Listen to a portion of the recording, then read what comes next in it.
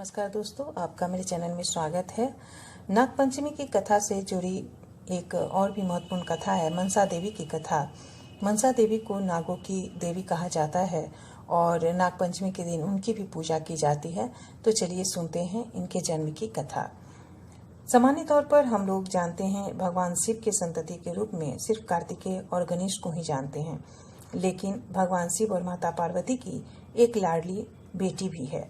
देवाधिदेव की इस बेटी का नाम है मनसा देवी। देश में कई जगह उनके प्रसिद्ध मंदिर हैं जहां मनोकामना पूर्ति के लिए उनकी पूजा की जाती है। माना जाता है कि खुश होने पर भक्तों की इच्छा मात्र से मनसा देवी उनकी हर जरूरत पूरी कर देती है, क्योंकि वह भक्तों के मन में निवास करती है। मनसा देवी के जन्म की दो कथाएं मिलती हैं। एक कथा के मुताबिक भगवान शिव और पार्वती मानसरोवर में जल क्रीड़ा कर रहे थे। तब दोनों के तेज इकट्ठा होकर कमल के एक पत्ते पर जमा हो गया, जिसका संरक्षण करने के लिए वहां मौजूद 5 सर्पिनियों ने इस तेज को अपनी कुंडली में धारण लपेट लिया। समय आने पर महादेव और जगदम्बा का यह तेज एक कन्या के रूप में बदल गया, जिसे बड़ी होने पर मनसा देवी के रूप में जाना गया। दूसरी कथा के अनुसार एक बार भगवान शिव सुंदर योगी का रूप धारण करके धरती पर विचरण कर रहे थे।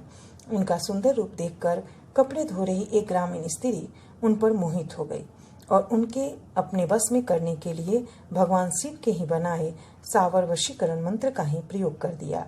अपने बनाए तंत्र की मर्यादा रखने के लिए शिव उस स्त्री के वशीकरण पाश में बंध गए। इस संबंध से एक बच्ची उत्पन्न हुई जो मनसा देवी के नाम से प्रसिद्ध हुई। इस कथा के अनुसार मनसा माता का आधा अंश दैवी है तो आधा अंश मनुष्य का।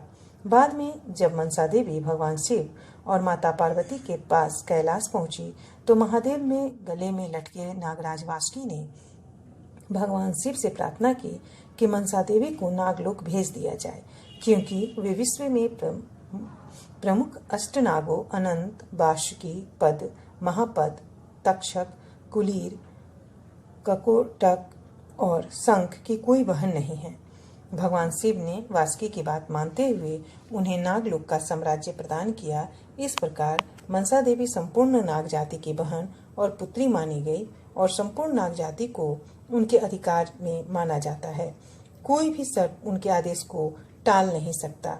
नाग जाति पर मनसा देवी का एक बड़ा एहसान यह भी है कि भगवान श्री कृष्ण के भांजे परीक्षित को तक्षक नाग ने जब डस लिया तो उनके बेटे जन्मेजय ने सर्प यज्ञ कराया, जिसकी वजह से दुनिया से सर्प जाति के विलुप्त होने लगी।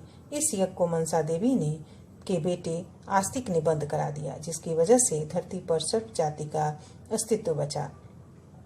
मनसा देवी का आसन हंस माना जाता है। उनके मुकुट और अंगरक्षक के तौर पर विशिष्ट सर्प उन्हें घेरे होते हैं। उनके 2 हाथों में अमृत भरा सफेद और विष भरा लाल कमल होता है, जिसके जरिए वो लोगों को उनके कर्मों के अनुसार फल प्रदान करती है। उनके 7 नामों के जाप से सर्प का भय नहीं रहता।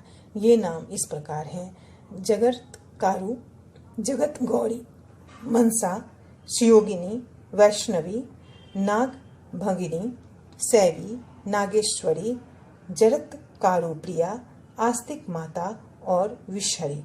हरिद्वार और चंडीगढ़ में मनसा देवी का सुप्रसिद्ध मंदिर है। मनसा देवी की उत्पत्ति से पहले धरती पर सर्पों की पूजा नहीं होती थी, लेकिन मनसा देवी ने अपने पिता भगवान शिव से जिद करके मनुष्यों से सर्प पूजा शुरू कराई, जिसके बाद भारत के अलग अलग हिस्सों में कई जगह पर सर्प मंदिर भी बनाए गए। पश्चिम बंगाल में भी मनसा देवी की पूजा की परंपरा प्रचलित है। नमस्कार दोस्तों।